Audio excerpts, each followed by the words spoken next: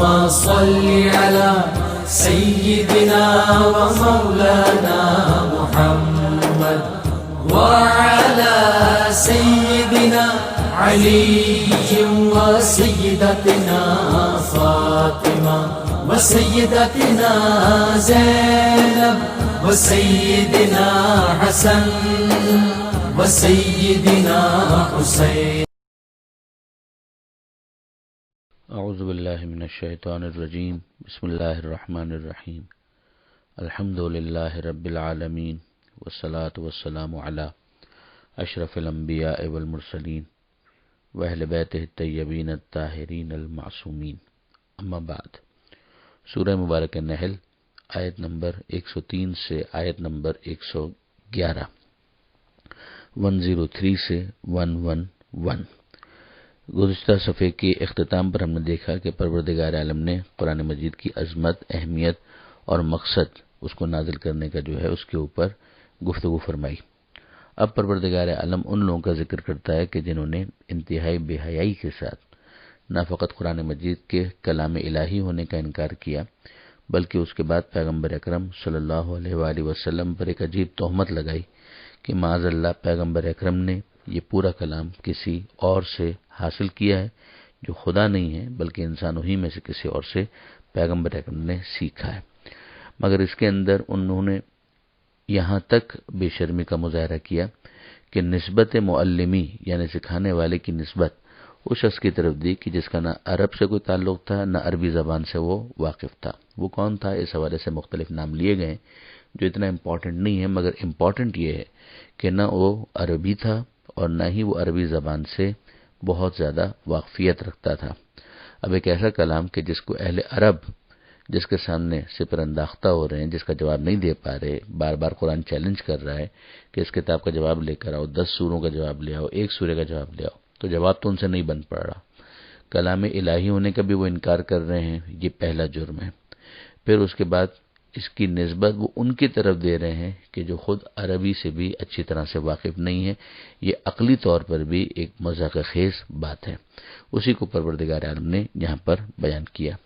وَلَقَدْ نَعْلَمُ، اور بے شک ہمیں معلوم ہے، أَنَّهُمْ يَقُولُونَ، کہ وہ کہتے ہیں، إِنَّمَا يُعَلِّمُهُ بَشَرٌ، کہ بس ایک آدمی ہے جو سکھاتا ہے ان کو. یہ تمام تر چیزیں ایک آدمی ہے جو سکھاتا ہے، یعنی اس کے وحی ہونے کا انکار، اس کا از غیب خدا کی طرف سے نازل ہونے کا انکار.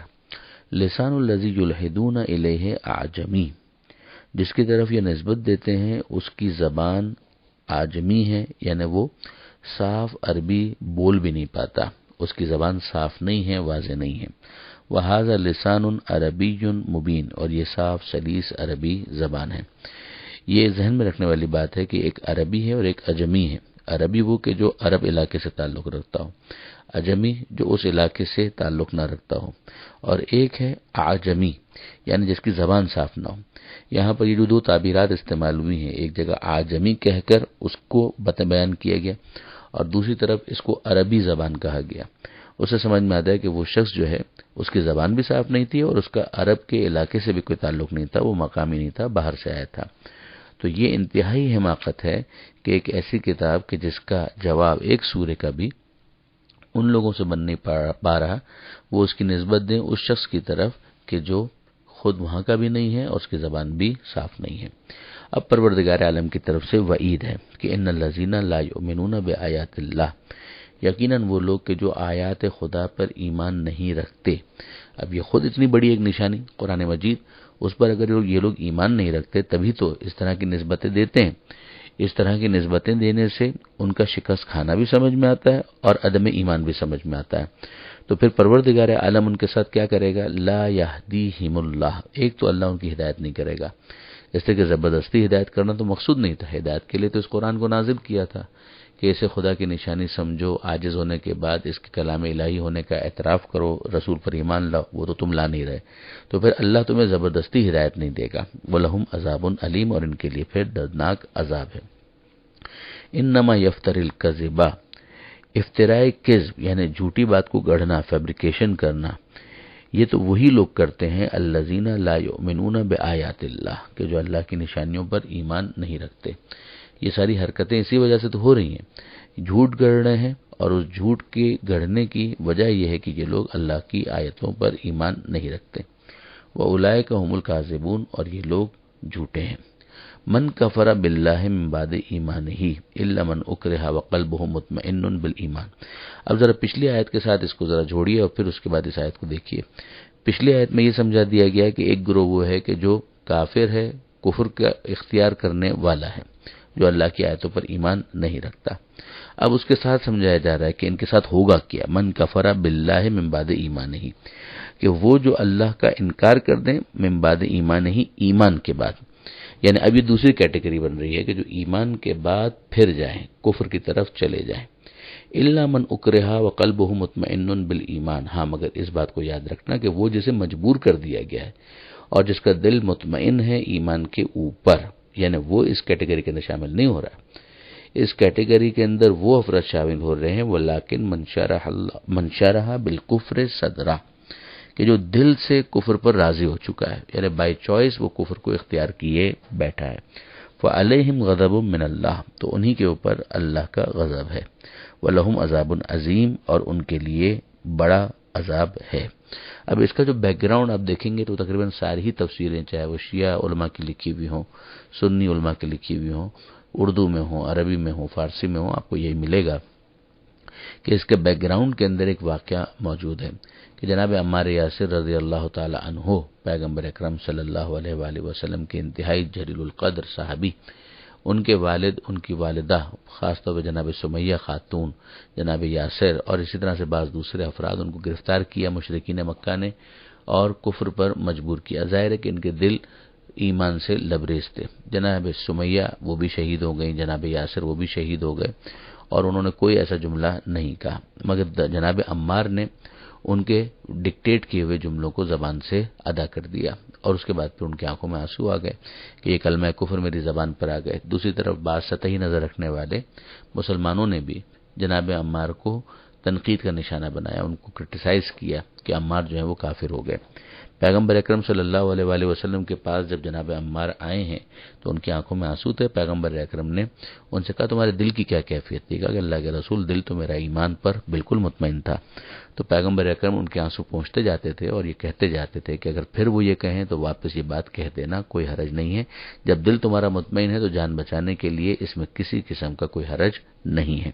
اب یہ تفصیلی جو موضوع ہے وہ تقیہ کا ہے کہ کہاں پر تقیہ جائز ہے اور کہاں پر تقیہ جائز نہیں ہے، مگر اصولی طور پر تو یہ بات ہم کو سمجھ میں آتی ہے کہ اسلام نے تقیہ کی گنجائش رکھی ہے۔ اسلام حکمت کا دین ہے، وزڈم کا دین ہے۔ اگر ایک شخص ہے اس کو مجبور کیا جا رہا ہے، گن پوائنٹ کے اوپر ایک جملہ کہنے کے لیے مجبور کیا جا رہا ہے، تو اسلام اس سے یہ نہیں کہتا کہ تم اپنی جان قربان کر دو اور اس موقع پر وہ کلمہ نہ کہو، بلکہ ٹھیک ہے اگر یہ کلمہ کہنے سے تمہاری جان بچ جاتی ہے تو کوئی حرج نہیں، تاکہ تم بعد میں دین کی اور زیادہ بہتر خدمت کر سکو۔ یہ بالکل ایک لاجیکل استثناء ہے جو یہاں پر بیان کیا گیا۔ پیچھے جو کیفیت بیان کی گئی تھی یہ ان لوگوں کی تھی کہ جو جھوٹ گڑھتے تھے، جن کے دل میں بھی جھوٹ تھا اور اسی جھوٹ کو وہ زبان سے ادا کرتے تھے، یعنی دل میں جو کفر تھا اسی کفر کا وہ اظہار کرتے تھے اور اس میں ان کے کسب کو بہت دخل تھا۔ مگر یہاں پر جو معاملہ ہے وہ تو بڑا واضح ہے کہ اس کو تو مجبور کیا گیا ہے۔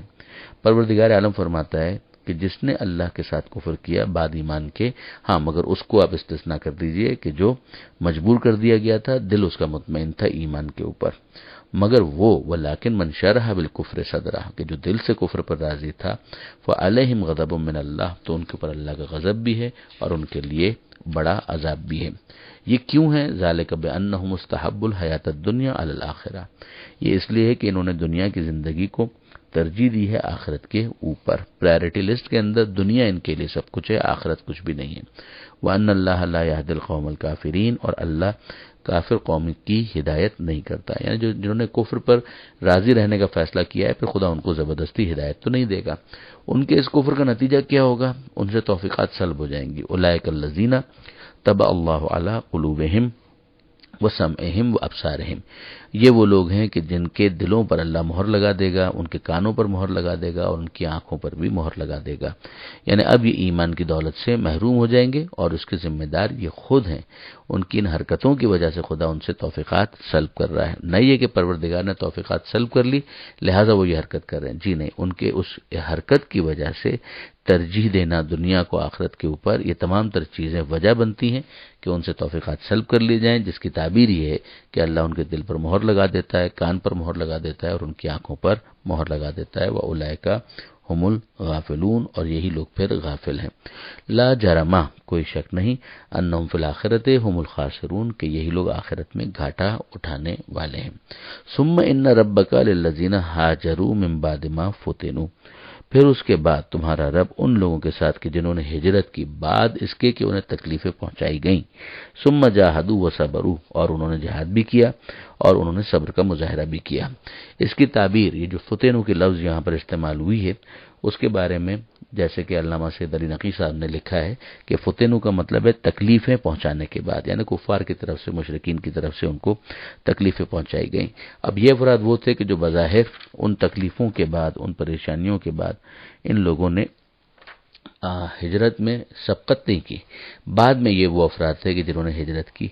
تو یہ افراد بھی اگر بعد میں جہاد کرتے ہیں، صبر کرتے ہیں، تو پھر اس کے بعد یہی مانا جائے گا کہ یہ اپنے اس دعوی ایمان کے اندر سچے ہیں۔ وَإِنَّ وَصَبَرُوا إِنَّ رَبَّكَ مِن بَعْدِهَا لَغَفُورٌ رَحِيمٌ، تو تمہارا رب اس کے بعد یقیناً غفور بھی ہے اور رحیم بھی ہے۔ یعنی پھر اس کا ایک مطلب یہ ہوگا کہ جو ہجرت کے اندر انہوں نے سبقت نہیں کی اس کو اگنور کر دیا جائے گا اور اس کے اوپر ان کا مواخذہ نہیں ہوگا۔ البتہ اس حوالے سے دیگر اقوال بھی موجود ہیں جن کو تفسیر نمونہ وغیرہ کے اندر دیکھا جا سکتا ہے۔ یوم تأتی کل نفس تجادل عن نفسها، جس دن ہر ایک آئے گا تجادل عن نفسها، خود اپنی طرف سے لڑتا ہوا، یعنی بس اپنا دفاع کر رہا ہوگا۔ وتوفى كل نفس ما عملت، اور ہر ایک کو مل جائے گا پورا پورا بدلہ جو اس نے عمل کیا ہوگا۔ اب ظاہر یہ میدان قیامت کی بات ہو رہی ہے کہ وہاں پر کیفیت کیا ہوگی، اس دن نفس نفسی کا عالم ہوگا، ہر ایک کو بس اپنی فکر ہوگی، کسی دوسرے کی فکر نہیں ہوگی، وہ دوسروں سے غافل ہوگا۔ ہاں ظاہر ہے کہ وہ افراد جنہیں پروردگار ہی نے شفاعت کا منصب دیا ہے تو وہ تو دوسروں کی شفاعت کر رہے ہیں، تو اس کا مطلب ہی یہ ہے کہ یہ دوسروں کی طرف متوجہ ہیں، دوسروں سے غافل نہیں ہیں۔ مگر ایسے نفوس مطمئنہ ہیں ہی کتنے، پروردگار عالم نے ان کو یہ شرف عطا کیا ہے۔ وَهُمْ لَا يُظْلَمُونَ، اور یہ وہ افراد ہیں کہ جن کے اوپر کوئی ظلم نہیں کیا جائے گا۔ یعنی یہ بات مکمل ہو رہی ہے کہ ہر ایک کو اپنی پرواہ ہوگی، اپنی ہی فکر میں ہوگا، کسی دوسرے کی طرف توجہ دینے کی فرصت ہی نہیں ہوگی، اور اس کو پورا پورا بدلہ مل جائے گا۔ توفى كل نفس ما عملت، کہ جو اس نے عمل انجام دیے ہیں، وَهُمْ لَا يُظْلَمُونَ، اور ان کے اوپر کوئی زیادتی نہیں ہوگی۔ زیادتی یا ظلم کا کوئی امکان پروردگار عالم کی طرف سے نہیں ہے۔ یہیں پر یہ صفحہ مکمل ہوا۔ پروردگار عالم سے دعا ہے قرآن پڑھنے، سمجھنے اور عمل کی توفیق عطا فرما، اور وارث قرآن امام زمانہ کے ظہور میں تعجیل فرما۔ وآخر دعوانا ان الحمد للہ رب العالمین، والسلام علیکم ورحمۃ اللہ۔